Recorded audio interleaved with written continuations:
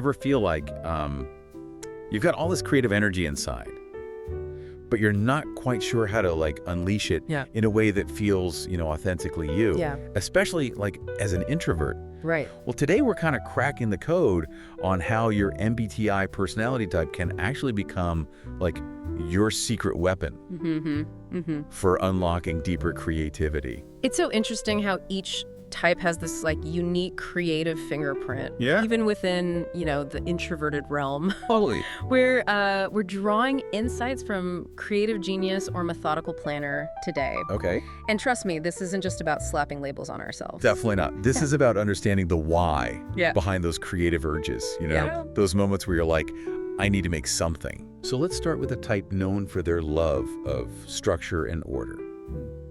The ISTJs. Okay. We often hear about like their meticulous planning and all that. Right. But what's really interesting is how that actually fuels their creativity. Exactly. This isn't just about like having a tidy desk, Right. although for ISTJs that never hurts. Of course not. It's about creating a framework. Okay. So strong, so reliable that it can actually support even like their wildest ideas. Okay, I love that. So it's less about stifling spontaneity and more about like building a launch pad. Yeah. What does that actually look like in practice though? Think about it. When an ISTJ approaches a creative project, they're not afraid of complexity because they have that innate ability to like break things down into manageable steps. They see the entire blueprint in their mind's eye. Right, like a master architect designing a skyscraper. Exactly. There's a reason blueprints are so detailed. Precisely. Every beam, every window has its place. Wow. This meticulous approach, I think, is their creative superpower because it allows them to tackle ambitious projects without feeling overwhelmed. So for our ISTJ listeners, if you're feeling creatively stuck, the answer might not be to force inspiration, Right. but to actually lean into your natural strengths. Yeah. Map out the steps, create that detailed outline. You might be surprised at what starts to emerge. It's like building a sturdy ship before you set sail for like uncharted creative territory. Now, let's talk about a type known for their big hearts and even bigger imaginations. The ISFJs. The source material describes them as empathetic storytellers, which I think is such a beautiful way to put it. Because for ISFJs, creativity isn't just about self-expression, Right. although that's certainly a part of it. It's about connecting with others on a deep emotional level. And that comes through in everything they do. Absolutely. Whether they're writing a novel, baking a cake for a friend, or even just sharing stories around the dinner table, there's always this underlying current of empathy. It's like their creativity is infused with this deep well of caring. Right. But what I find really fascinating is how they tap into this. It's not just about being nice. It's about tapping into something much deeper. That's where their connection to history and tradition comes in. They find inspiration in the past and shared values and the things that kind of bind us together as humans.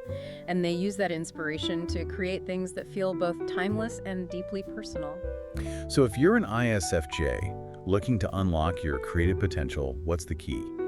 Tune into those stories, those traditions, those experiences that have moved you on, like a soul level. Because within those memories, those moments of connection, lie the seeds of something truly special.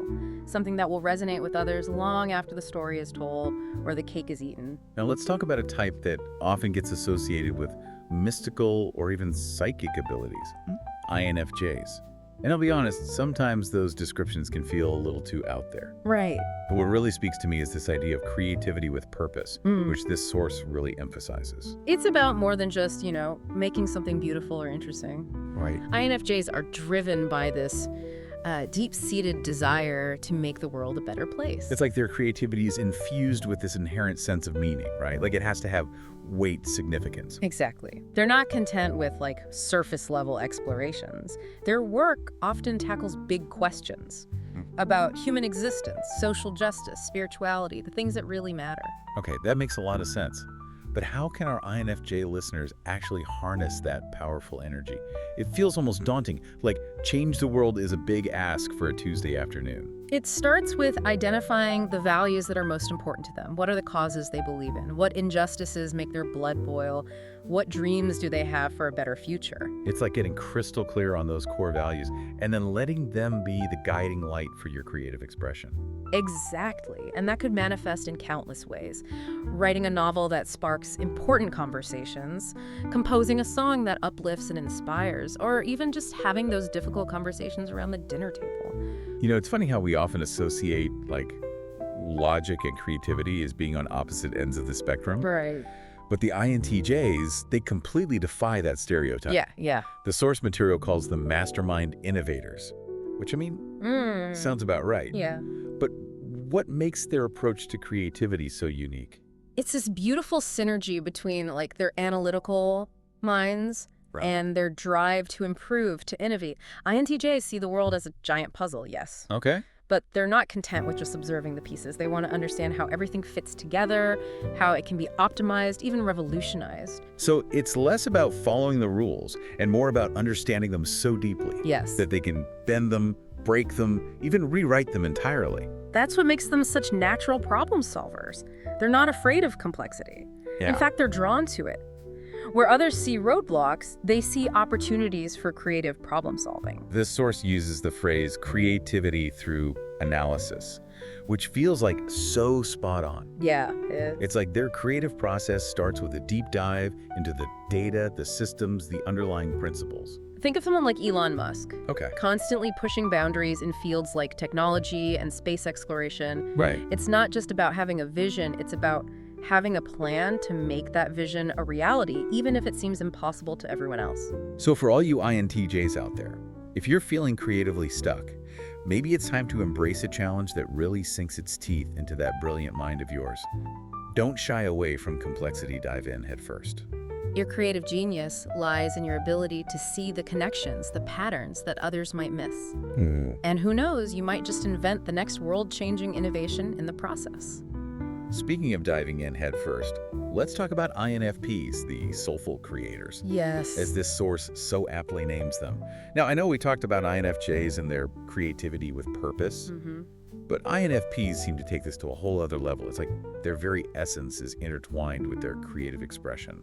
There's a rawness and authenticity to their work that's incredibly powerful. Yeah. It's as if they're giving voice to, like, the deepest parts of themselves, the parts that words sometimes fail to capture. The source material talks about their creative process being almost cathartic, like they're pouring their heart and soul onto the page, the canvas, the stage. Now, what's interesting is that this deep well of emotion doesn't necessarily translate to, like, melancholy or darkness. Right. Although it certainly can. There's a playfulness, a whimsy that often emerges as well, a celebration of life's beauty and complexities. It's like they see the world through a different lens. Yes. One that's more attuned to emotions, to the subtle nuances of human experience.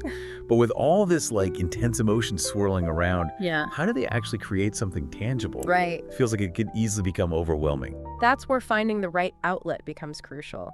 For INFPs, it's about experimenting with different mediums until something clicks. Something allows them to express themselves in a way that feels both true and liberating. So for our INFP listeners, if you're feeling creatively blocked, maybe it's not about forcing yourself to produce something perfect, but about giving yourself permission to explore, to play, Yes. try a new form of art, write without judgment, let those emotions guide you. You might be amazed at what emerges. Sometimes the most powerful creative breakthroughs come when we get out of our own way and simply allow the creative energy to flow. All right, next up is a type that I personally resonate with. Yeah. The INTPs, Okay. or as our source affectionately calls them, the theoretical innovators. And let me tell you, the phrase creativity through curiosity really gets my gears turning. As it should. Because INTPs are fueled by this insatiable thirst for knowledge. Right. This deep-seated need to understand the why behind everything. They're the ultimate mental explorers, always venturing into uncharted intellectual territory. It's like they see the world as this giant, interconnected web of ideas. Yes. And they're constantly discovering new threads, new connections that nobody else has even imagined. And that's what makes their creative output so fascinating. They're not afraid to challenge conventional wisdom, to turn accepted theories on their head, to forge entirely new paths of understanding. They're not just thinking outside the box. They've practically built a whole new dimension outside the box. Exactly. But with all that mental energy, how do they ever actually bring those ideas into the real world? That's the interesting paradox, isn't it? They can get so caught up in the theoretical that the actual act of creating something tangible can feel almost daunting. So it's not that they lack creative potential, it's almost like they have too much of it. Exactly. For INTPs, unlocking that creative potential is often about finding a way to bridge the gap between the abstract and the concrete. The source material emphasizes the importance of experimentation for this type. It's not about getting it right on the first try. It's about allowing yourself to play with ideas, to follow those intellectual rabbit holes wherever they may lead. And sometimes it's about collaborating with others who can help them bring those groundbreaking ideas to life. Now let's shift gears a bit and talk about a type known for their artistic souls and deep connection to, like, the sensory world, ISFPs. Yes. This source calls them the artistic souls, and I have to agree, they just exude this, like, effortless creativity. For ISFPs, creativity isn't just something they do, it's woven into the very fabric of their being. They experience the world through their senses, and that sensory richness permeates everything they create. It's like they're hyper-aware of the beauty around them, the way light dances on a wall, the texture of a rough-hewn piece of wood, the subtle flavors in a perfectly prepared meal. And they translate those sensations into their art, whether it's through painting, music, dance, fashion design, whatever medium allows them to express their unique perspective. This source material actually calls them the true artists of the introverted types, which I found really interesting. What makes them stand out in that way? It's their ability to tap into a space of pure, unadulterated creative flow. They're not bound by rules or expectations. They create from a place of pure intuition, letting their emotions and instincts guide them. So for our ISFT listeners, if you're feeling creatively stuck, the answer might be to step away from the canvas, the instrument, the sketchbook. Yes. And simply immerse yourselves in the world around you. Take a walk in nature, visit a museum, listen to music that moves you, savor a delicious meal. Let those experiences nourish your soul and reignite that creative spark. And finally, let's talk about a type that really embodies that phrase, actions speak louder than words. Yeah. The ISTPs. Right. This source calls them the craftsman creators, which feels so fitting. It does. What is it about this type that just seems to get hands-on creativity? ISTPs have this incredible ability to blend their analytical minds with their love of working with, tangible materials. Right. They're not just thinkers, they're doers. Yeah. They see a problem and their first instinct is to roll up their sleeves and figure out a way to fix it, build it, create a solution with their own two hands. It's like their creativity is intrinsically linked to this sense of mastery. Right? Definitely. Whether it's woodworking, coding, mechanics, or even something like sculpting. They thrive on the process of taking raw materials and transforming them into something real, something functional, something that reflects their ingenuity. Absolutely. And what's fascinating is that their creative process often begins with a deep dive into understanding how things work. They're natural tinkerers, always taking things apart, experimenting with new tools and techniques, pushing the boundaries of what's possible. This source uses the phrase creativity through hands-on mastery, which I think perfectly encapsulates their approach. Yeah, it really does. It's not just about having an idea.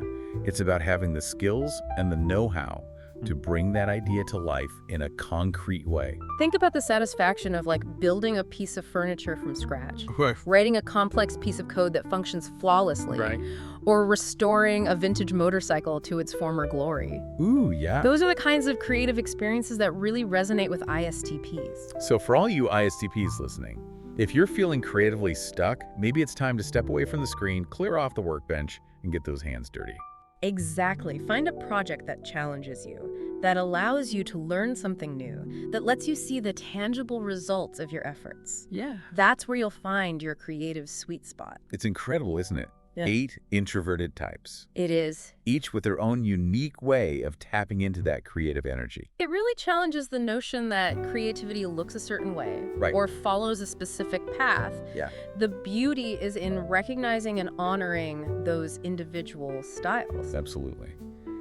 This deep dive has been such a great reminder that creativity isn't like a one-size-fits-all kind of thing. It's not. It's about finding what works for you. Yes. What lights you up. Exactly. What allows you to express yourself in a way that feels authentically you. As you reflect on your own creative journey, I'd encourage you to think about what truly inspires you. What are the materials, both literal and metaphorical, that speak to your soul? What are the stories you long to tell?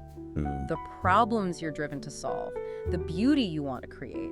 Because within those answers lies the key to unlocking a deeper, more fulfilling creative life. And remember, the journey itself is just as important as the destination. Oh, I like that. Embrace the detours, the experiments, the happy accidents along the way. Yes. That's where the real magic happens. So true. Well, on that note, dear listeners, we're wrapping up this deep dive into the fascinating world of introverted creativity. It's been a pleasure. We hope this episode has sparked some new insights and inspiration for you to, tap into your own unique creative potential. Keep exploring, keep creating. Yes. And never be afraid to let your unique creative light shine. Until next time, stay curious and keep those creative sparks flying.